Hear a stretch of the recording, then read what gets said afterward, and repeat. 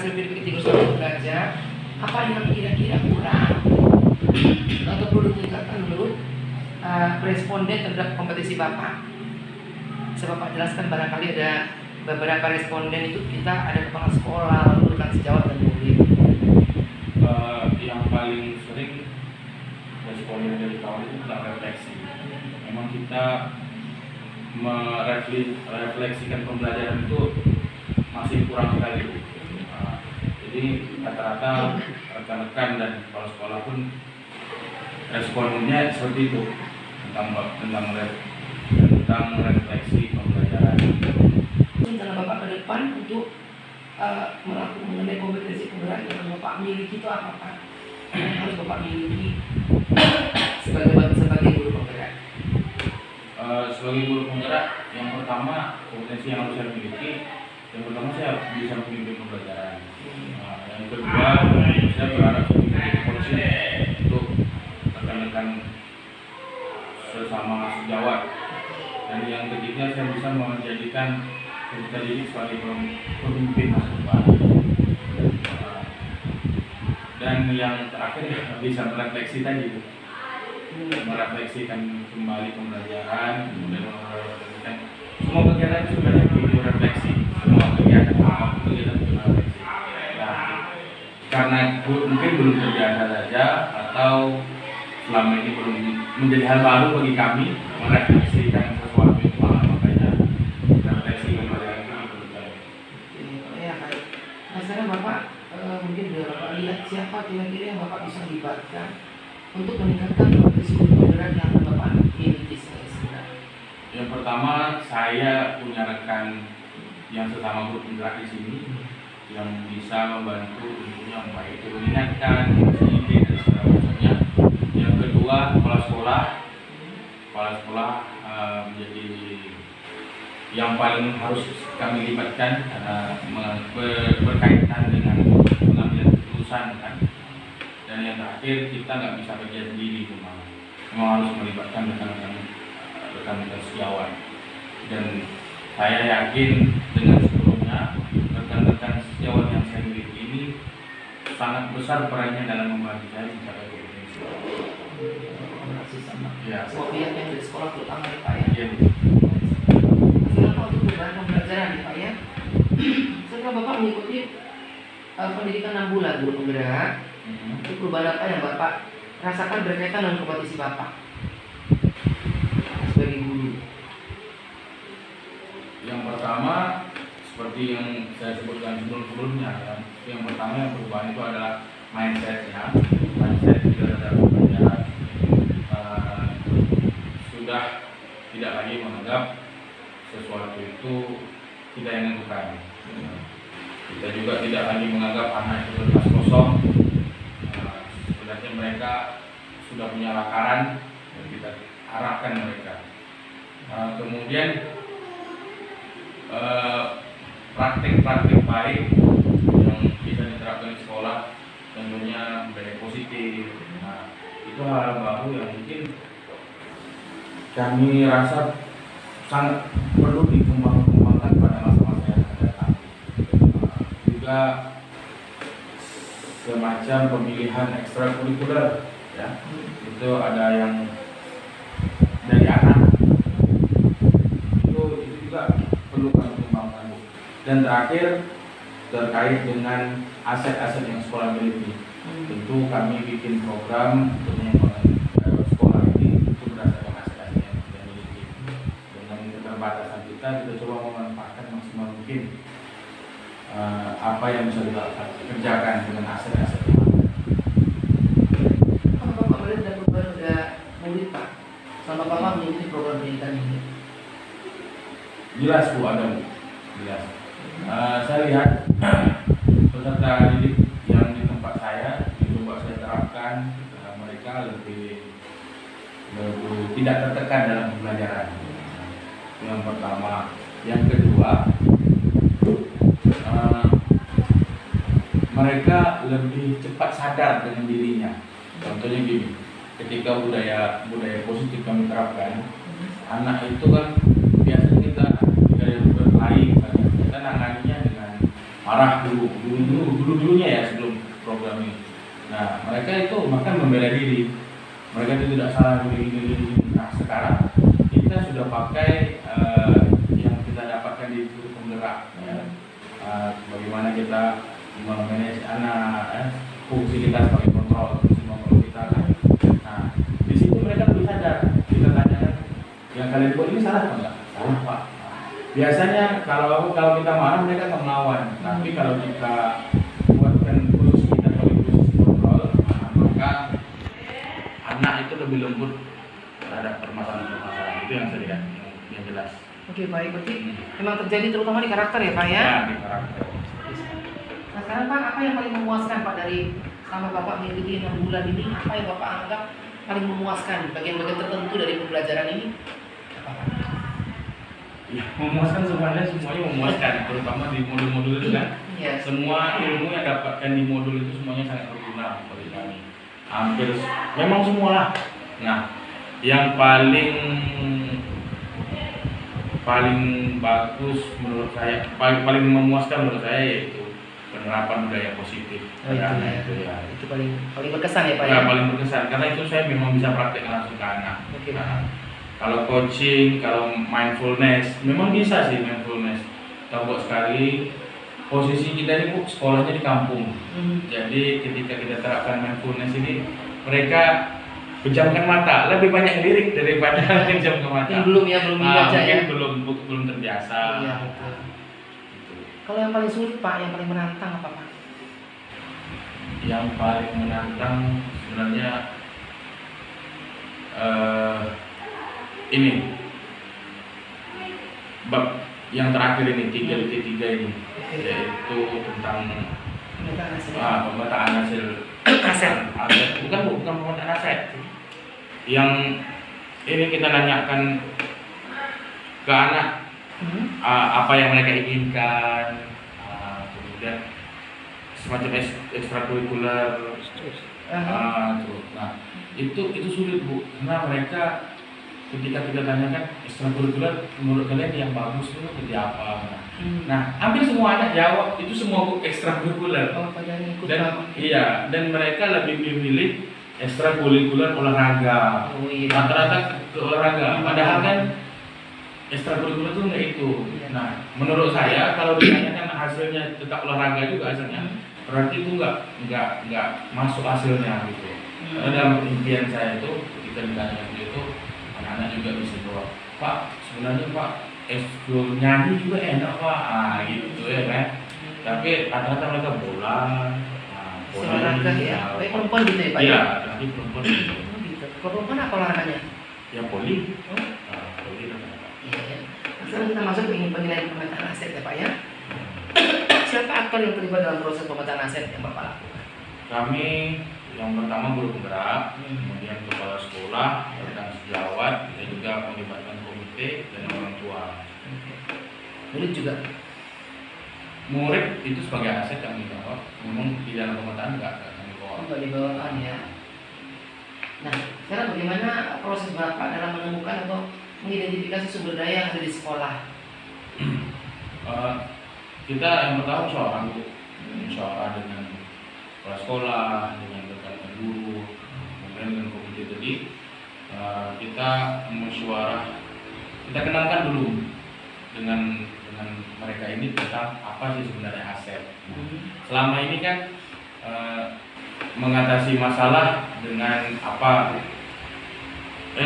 Kita selama ini kan semuanya analisis SWOT. Nah, dulu kan namanya analisis SWOT kan, mencari permasalahan. Nah, permasalahan itu kita selesaikan. Nah, sekarang kita perkenalkan dengan rekan-rekan dan yang selama ini mereka mengetahui menyelesaikan permasalahan. Sekarang kita memanfaatkan apa yang ada di sekitar kita itu sebagai aset bagi kita. Rata-rata kan kalau orang terutama yang belum mengikuti modul ini dia nggak tahu kalau ternyata dirinya itu aset. Nah, ya kan? Ketika kita udah perkenalan ini baru mereka tahu. Oh ternyata kami guru yang punya kemampuan ini pun jadi aset bagi sekolah kan gitu. Kemudian di kondisi alam kami ini, kondisi alam yang kelilingnya kelapa sawit. Nah itu kan nggak ada yang tahu kalau itu sebenarnya aset. Nah, begitu juga di lautan, kita dekat dengan laut di sini kan. Iya, iya. Nah, hutan bakau kan pakai aset juga dulu kita. Gitu. Dan yang mereka yang kita libatkan kita kenalkan dulu dengan apa itu aset. Gitu ya. Kita aset dulu ya. Iya. Terhadap aktor-aktor ini ya Pak ya. Baik. Lalu bagaimana perasaan Bapak ketika berhasil mengidentifikasi sumber daya tadi Pak? Lalu bagaimana juga respon dari aktor-aktor yang Bapak ajak bicara?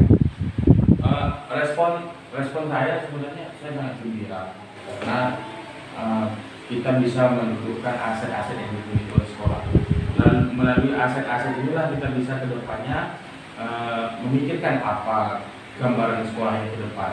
Nah, misalnya kita mau bikin kegiatan kita tidak punya aset ini, nah, kita mau bikin ini kita punya aset ini. Tanya ini Bu gimana? Udah ya.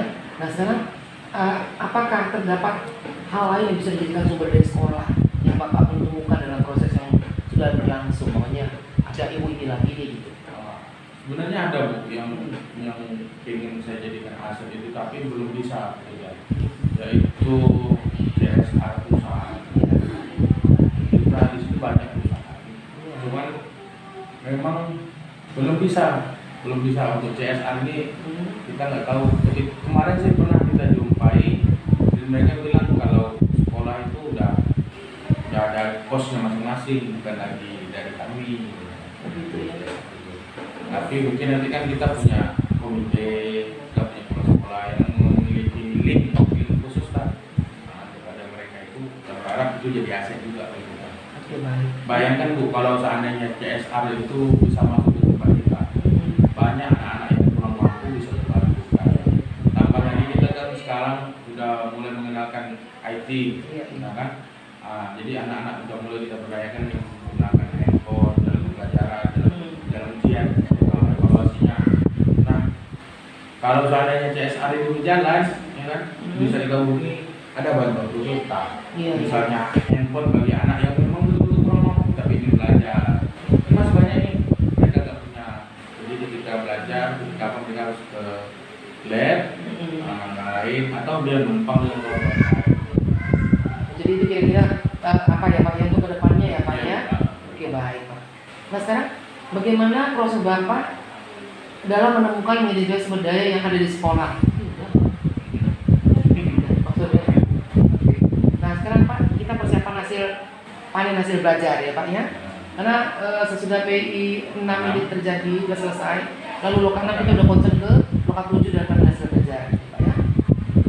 Apa ide Bapak untuk persiapan panen hasil belajar pada lokal karya 7 Pak? Ide ini untuk ditampilkan atau Ya, panen hasil belajar untuk ditampilkan ya Pak ya, hasil panen kita, sehingga orang bisa lihat, orang bisa termotivasi. kalau hasil belajar sih yang saya ingin tampilkan ya hasil karya siswa. Kemudian kalau untuk penampilan, saya sebenarnya punya ide lain. Ide itu ada namanya akapela. Oke. Akapela. Mungkin dari situ guru-guru bisa menyanyikan lagu yang berkaitan dengan belajar Batara, atau yang bisa dikarang sendiri dengan menggunakan alat akapela. Akapela kan dari mulutnya masing-masing. Iya Pak, betul. Nah, ada lagu-lagu guru penggerak ya pada Pancasila. Iya, tapi kita pakai akapela. Nah, bassnya. udah bisa Bapak kebayang ya kita tampilkan itu ya Pak ya. Iya, kita udah bisa bayangkan. Jadi ini apa akan yang akan Bapak kira-kira pamerkan nanti Pak pada hasil belajar Pak? Kan ada dua nih, ada produk aksi, ada produk berupa barang.